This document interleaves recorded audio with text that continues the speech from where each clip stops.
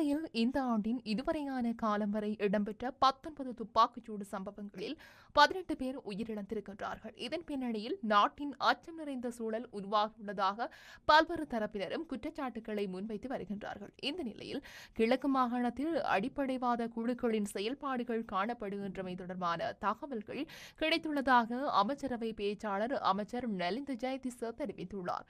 அமைச்சரவை தீர்மானங்களை அறிவிக்கும் வாராந்திர செய்தியாளர் சந்திப்பில் கலந்து கொண்டு செய்தியாளர்கள் எழுப்பிய கேள்விகளுக்கு பதிலளிக்கும் போதே அவர் இதனை குறிப்பிட்டிருக்கின்றார்.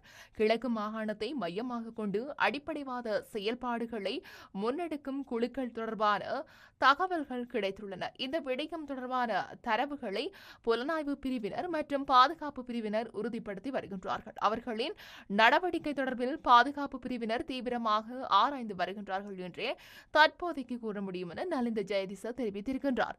நிழலுலக குழுக்களின் மோதல்கள், அடிப்படைவாத குழுக்களின் செயல்பாடுகள், போதைப்பொருள் பயன்பாட்டு குழுக்களின் செயற்பாடுகள் உள்ளிட்ட சட்டவிரோத நடவடிக்கைகளின் செயல்பாடுகள் தீவிரமடைந்துள்ளதை கட்டுப்படுத்த கடும் நடவடிக்கை எடுக்கப்பட்டு வருவதாக அரசாங்கம் கூறுகின்றது. இலங்கையில் 2024ஆம் ஆண்டில் 103 துப்பாக்கிச்சூடு சம்பவங்கள் பதிவாகியுள்ளதுடன் அந்த சம்பவங்களில் 63 பேர் உயிரிழந்தும் இருக்கின்றார்கள். அத்துடன் இந்த துப்பாக்கிச்சூடு சம்பவங்களில் 46 பேர் காயமடைந்திருக்கின்றதாக போலீஸ் ஊடக பேச்சாளர் ஊடகம் ஒன்றுக்கு தெரிவித்திருக்கின்றார். இந்த நிலையில் இலங்கையில் 2025ஆம் ஆண்டின் இதுவரையான 63 நாட்களில் 19 துப்பாக்கிச்சூடு சம்பவங்கள் பதிவாகியுள்ளதாகவும் போலீசார் தெரிவித்திருக்கின்றார்கள். இந்த சம்பவங்களில் 18 பேர் உயிரிழந்திருக்கிறதோடு 7 பேர் காயமடைந்திருக்கிறதா போலீஸ் ஊடக பேச்சாளர் அலுவலக தரவுகள் குறிப்பிடுகின்றன. இந்த துப்பாக்கி பிரயோக சம்பவங்களில் 12 துப்பாக்கி பிரயோக சம்பவங்கள் திட்டமிட்ட நிழலுலக குற்ற செயற்பாடுகளுடன் தொடர்புடையவை என்றும் ஏனையவை 7 துப்பாக்கி பிரயோக சம்பவங்கள் தனிப்பட்ட பிரச்சினைகளின் விளைவாக ஏற்பட்டவை என்றும் போலீஸ் விசாரணைகளில் உறுதிப்படுத்தி இருக்கின்றார்கள். இந்த துப்பாக்கி பிரயோக சம்பவங்கள் தொடர்பாகவும் மொத்தமாக 64 சந்தேக நபர்கள் இதுவரை கைது செய்யப்பட்டிருக்கின்றார்கள். கைது செய்யப்பட்டவர்கள் திட்டமிட்ட குற்ற செயல்களோட தொடர்புடைய சந்தேக நபர்களே அதிகம் என்று போலீஸ் ஊடக பேச்சாளர் அலுவலகம் குறிப்பிடுகின்றது. இதன்படி திட்டமிட்ட குற்ற செயல்களோட தொடர்புடைய சம்பவங்களை அடிப்படையாக கொண்டு நடத்தப்பட்ட துப்பாக்கி பிரயோகங்களுடன் தொடர்புடைய 50க்கும் அதிகமான சந்தேக நபர்கள் இதுவரைக்கும் கைது செய்யப்பட்டிருக்கின்றார்கள். இந்த துப்பாக்கி பிரயோக சம்பவங்கள் தொடர்பில் கைது செய்யப்பட வேண்டிய சந்தேக நபர் குறித்தும் குறிப்பிட்ட ஊடகம் போலீசாரிடம் வினவியிருக்கிறது. இந்த சம்பவங்கள் குறித்து இதுவரை கைது செய்யப்பட்டுள்ள சந்தேக நபர்களிடம் நடத்தப்படும் விசாரணைகளில் வெளிவரும் விடயங்களை அடிப்படையாக கொண்டே கைது செய்யப்பட வேண்டிய சந்தேக நபர்களின் எண்ணிக்கை தீர்மானிக்கப்படும். அதை தற்போதைக்கு சரியாக கூற முடியாது என்றும் போலீஸ் அதிகாரி குறிப்பிட்டிருக்கிறார். கொழும்பு புதுக்கடை நீதிமன்ற சாட்சி கூண்டில் வைத்து பிரபல நிழலுலக தலைவரான கணேமுல்ல சஞ்சீவ கடந்த பிப்ரவரி 19ஆம் தேதி துப்பாக்கிச் சூட்டுக்கு இலக்காக உயிரிழந்தார். வழக்கறிஞர் வேடத்தில் வந்த ஆணொருவர் இந்த துப்பாக்கிச் சூட்டை நடத்திவிட்டு தப்பிச் சென்ற நிலையில் 8 மணி நேரத்திற்குள் சந்தேக நபர் கைது செய்யப்பட்டார். துப்பாக்கிச் சூட்டை நடத்திய சந்தேக நபருடன் நீதிமன்றத்திற்கு வருகை தந்த இஷாரா செவ்வந்தி என்ற பெண்ணை தேடி 11 போலீஸ் குழுக்கள் கடமைகளில் ஈடுபடுத்தப்பட்டு இருக்கின்றன.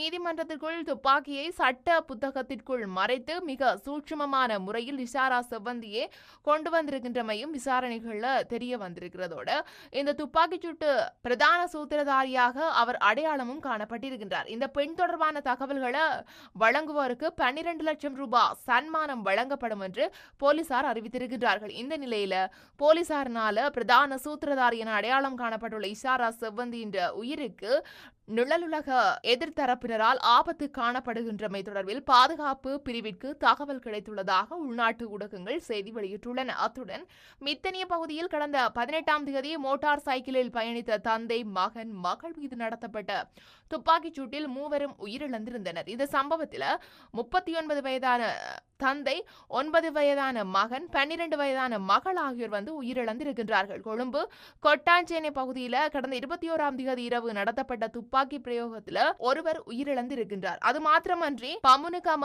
மினுவாங்கொட, வெலிகம, கல்கிசை, அவுங்கல, இனிதும, வாழைத்தோட்டம் உள்ளிட்ட பகுதிகளிலையும் தொடர்ச்சியா துப்பாக்கிச்சூடு சம்பவங்கள் பதிவாகி இருக்குது. இந்த துப்பாக்கிச்சூடு சம்பவங்கள் அனைத்தும் திட்டமிட்ட குற்ற செயல்களோட தொடர்புடையவை என்று போலீஸ் ஊடக பேச்சாளர் அலுவலகம் குறிப்பிட்டிருக்குது. திட்டமிட்ட செயல்பாடுகளில் ஈடுபடும் குழுக்கள் செயல்படும் 2 இடங்களை நாங்கள் அடையாளம் கண்டுள்ளோம். ஒன்று மட்டக்களப்பு, மற்ற இடம் வடமாகாணம். சில தரப்பினரால தமக்கு செயல்படுத்தக்கூடிய திட்டமிட்ட குழுக்களை உருவாக்கியிருக்கின்றன. மட்டக்களப்பில் அவ்வாறான குழு ஒன்றும் இருக்குது. யாழ்ப்பாணத்தில் அவ்வாறான சிறு குழுக்கள் உருவாகியிருந்தனர். இவற்றை ஒரே நேரத்தில் செயல்படுத்துவதன் பின்னணியில் ஏதோ ஒரு சூழ்ச்சி காணப்படுகின்றது என ஜனாதிபதி அன்ருகுமார திசாநாயக்க கடந்த 25ஆம் தேதி நாடாளுமன்றத்தில் விசேட உரை ஒன்று ஆற்றிய சந்தர்ப்பத்தில் தெரிவிச்சிருக்கிறார். ஜனாதிபதி அன்ருகுமார திசாநாயக்க நாடாளுமன்றத்தில் இவ்வாறான கருத்தை வெளியிட்டிருந்த நிலையில கிழக்கு மாகாணத்தை மையமாக கொண்டு அடிப்படைவாத செயல்பாடுகளை முன்னெடுக்கும் குழுக்கள் தொடர்பான தகவல்கள் கிடைத்துள்ளதாக அமைச்சரவை பேச்சாளர் அமைச்சர் நலிந்த ஜெயதிச நேற்றைய தினம் அறிவித்திருக்கின்றார். அத்துடன் மட்டக்களப்பு மாவட்டத்தின் காத்தான்குடி போலீஸ் பிரிவிற்குட்பட்ட ஆரையம்பதி கடற்கரை பகுதியில் நேற்று முன்தினம் இடம்பெற்ற வெடிப்பு சம்பவத்தில் இளைஞர் ஒருவர் காயமடைஞ்சும் இருக்கிறார்.